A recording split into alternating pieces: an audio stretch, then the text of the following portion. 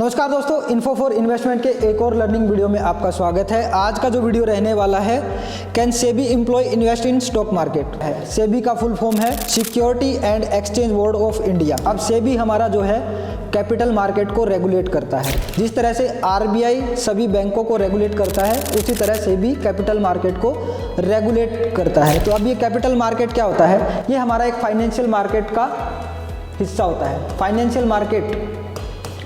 Financial market दो तरह के होते हैं, एक आपका हो गया मनी मार्केट, दूसरा हो गया हमारा कैपिटल मार्केट। तो ये सेबी का काम होता है कैपिटल मार्केट को रेगुलेट करना। तो इसको कौन रेगुलेट करता है? सेबी। और इसको कौन रेगुलेट करता है? आपको मनी मार्केट को, इसको करता है आरबीआई। आरबीआई जो है इसको रेगुलेट करता है। अब ये फाइनेंशियल मार्केट क्या होता है? जिस तरह से मार्केट शब्द से क्या मतलब होता है? मार्केट एक ऐसा प्लेस होता है जहाँ पे बायर और सेलर आते हैं। जिस तरह से एग्जाम्पल के तौर पे अगर आपको सब्जी चाहिए तो आप कहाँ पे जाओगे? सब्जी मार्केट में जाओगे। और जिसको सब्जी बेचना है वो भी जो है सब्जी मार्केट में जाएगा। तो जिसको बेचना है और जिसको खरीदना है, उन दोनों को मिलाने का काम करता है आपका मार्केट। तो फाइनेंशियल मार्केट क्या होता है? फाइनेंशियल से जुड़ा होता है हमारा पैसा।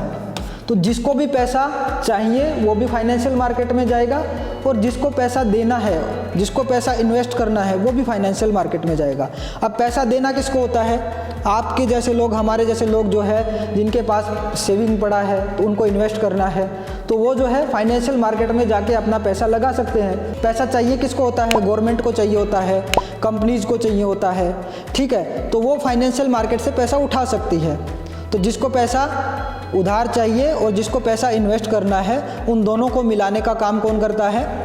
आपका फाइनेंशियल मार्केट। तो अब ये फाइनेंशियल मार्केट दो तरह के होते हैं। एक मनी मार्केट हो गया, इसको जो है आरबीआई रेगुलेट करती है। कैपिटल मार्केट इसको सेबी रेगुलेट करती है। जिसको एक साल से कम के लिए पैसा चाहिए, एक दिन से लेके 365 दिन तक पैसा चाहिए, तो वो जो है मनी मार्केट में जाएगा।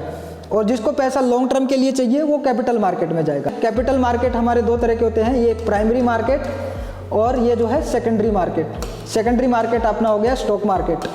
सेकेंडरी मार्केट जो हो गया हमारा stock market. Primary market, secondary market क्या होता है? अगर कंपनी जब इन्वेस्टर से पैसा उठाती है तो प्राइमरी मार्केट से उठाती है, बदले में क्या देती है? सिक्योरिटी। बदले में क्या देती है? सिक्योरिटी। अब ये सिक्योरिटी दो तरह की होती है। कंपनी को मान लेते हैं पैसा चाहिए, तो कंपनी या तो उधार ले लेगी या फिर जो है अपनी हिस्सेदारी दे देगी। अगर हिस्सेदारी देती है तो उसको हम क्या बोलते हैं? शेयर, ठीक है, उसको हम शेयर बोलते हैं, स्टॉक बोलते हैं। उधार अगर लेती है उसको हम डिवेंचर, बॉन्ड ये बोल सकते हैं, ठीक है। तो बदले में क्या मिलती है? सिक्योरिटी। और वो सिक्योरिटी आपकी बॉन्ड भी हो सकती है और आपके शेयर भी हो सकते हैं, ठीक है। बट मनी मार्केट में ओनली आपकी जो है डेट सिक्योरिटी होती है, मतलब उधार पे ही पैसा यहाँ पे इन्वेस्ट किया जाता है और लिया जाता है, ठीक है। यहाँ पे हिस्सेदारी कैपिटल मार्केट में, साथ साथ उधार बॉन्ड और डिवेंचर के रूप में। तो सेबी क्या है हमारा? सेबी हमारा जो है कैपिटल मार्केट को रेगुलेट करता है, जिस तरह से आरबीआई रेगुलेट करता है सभी बैंक को। तो ये तो हो गया हमारा सेबी। अब सेबी के जो है कुछ ऑब्जेक्टिव होते हैं। भी सेबी के मेन ऑब्जेक्टिव क्या क्या होते हैं? सबसे पहला इसका ऑब्जेक्टिव होता है प्रोटेक्शन का। प्रोटेक्ट किसको करता है? ये प्रोटेक्ट करता है इन्वेस्टर को। इन्वेस्टर को प्रोटेक्ट करता है कि भाई इन्वेस्टर के साथ चीटिंग ना हो जाए। सबसे पहला काम इसका क्या है? प्रोटेक्ट करना इन्वेस्टर को। वो किस तरह से कर सकता है? वो कर सकता है रेगुलेशन के द्वारा। दूसरा काम क्या है? रेगुलेट करना। भाई सबके लिए अपने अलग कोड ऑफ कंडक्ट होंगे, सबके लिए रूल होंगे, ब्रोकर के लिए रूल होंगे, कंपनीज के लिए रूल होंगे, रूल बना के, ठीक है, नए नए रूल बना के और नए नए गाइडलाइन जारी करके, ठीक है। इस तरह से जो है ट्रांसपेरेंसी, भाई कंपनी पूरी ट्रांसपेरेंसी रखनी चाहिए। इस तरह से जो है रेगुलेट करना, प्रोटेक्ट करना। और तीसरा काम इसका क्या है? डेवलप करना, शेयर मार्केट को डेवलप करना। ये काम भी किसका है? सेबी का है। डेवलप कैसे करेगा? इन्वेस्टर को एजुकेट करके और नए नए प्रोडक्ट लाके, जैसे future market, option and future एक प्रोडक्ट हो गया ना। और किस तरह से जो है डेवलप कर सकता है? डेवलप करेगा मॉडर्नाइजेशन। जैसे अपना जो है आजकल अपने को फाइनेंशियल मार्केट में कहीं जाने की थोड़ी ज़रूरत है, सब काम अपना जो है स्क्रीन पे हो जाता है। तो इस तरह से जो है ये तीन मेजर जो है फंक्शन होते हैं सेबी के। अब हमारा जो है क्वेश्चन आता है, क्या सेबी एम्प्लॉय जो है स्टॉक मार्केट में इन्वेस्ट कर सकता है? नहीं, सेबी एम्प्लॉय जो है स्टॉक मार्केट में इन्वेस्ट नहीं कर सकता। क्यों नहीं कर सकता? जो सेबी एम्प्लॉय होता है उसके पास कोई इंटरनल जानकारी होती है, उसका वो जो है गलत इस्तेमाल कर सकता है, ठीक है। तो इसलिए जो है सेबी का जो एम्प्लॉय है वो स्टॉक मार्केट में इन्वेस्ट नहीं कर सकता। वो एम्प्लॉय जो है इन्वेस्ट डायरेक्ट भी नहीं कर सकता और इनडायरेक्ट भी नहीं कर सकता। इनडायरेक्ट कैसे, मतलब उसका कोई परिवार का मेंबर है, क्लोज फैमिली मेंबर है, जैसे उसके चिल्ड्रन हो गए, पेरेंट्स हो गए, वाइफ हो गई, हस्बैंड हो गया, ठीक है, तो उनके अकाउंट के थ्रू भी जो है वो इन्वेस्ट नहीं कर सकता है। फिर क्या कर सकता है सेबी एम्प्लॉय? सेबी एम्प्लॉय जो है डायरेक्ट किसी भी कंपनी के स्टॉक बाय और सेल नहीं कर सकता, किसी भी कंपनी के बाय और सेल नहीं कर सकता, ट्रेडिंग नहीं कर सकता, इन्वेस्टमेंट स्टॉक्स में इन्वेस्टमेंट नहीं कर सकता। तो क्या कर सकता है सेबी एम्प्लॉय जो है? इन्वेस्ट कर सकता है किसमें? म्यूचुअल फंड में, म्यूचुअल फंड में, ETF में, इनमें जो है इन्वेस्ट कर सकता है।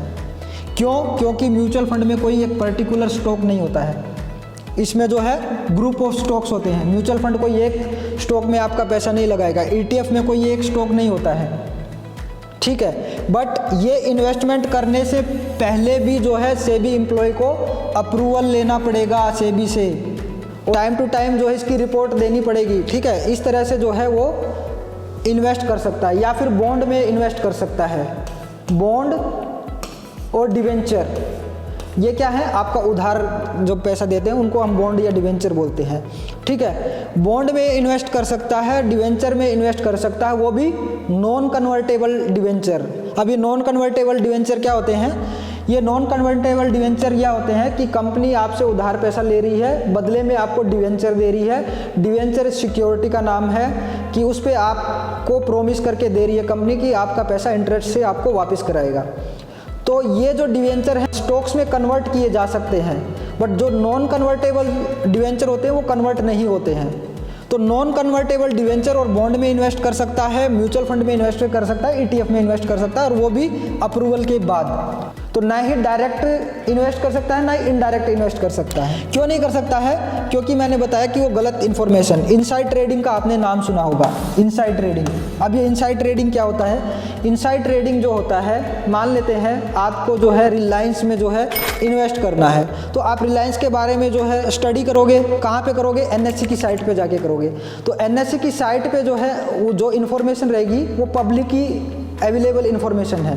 बट जो इन्फॉर्मेशन पब्लिकली अवेलेबल नहीं है, और वो इन्फॉर्मेशन किसके पास हो सकती है? वो सेबी एम्प्लॉय के पास हो सकती है, और कंपनी के कोई मैनेजमेंट, कंपनी के मैनेजमेंट के पास हो सकती है।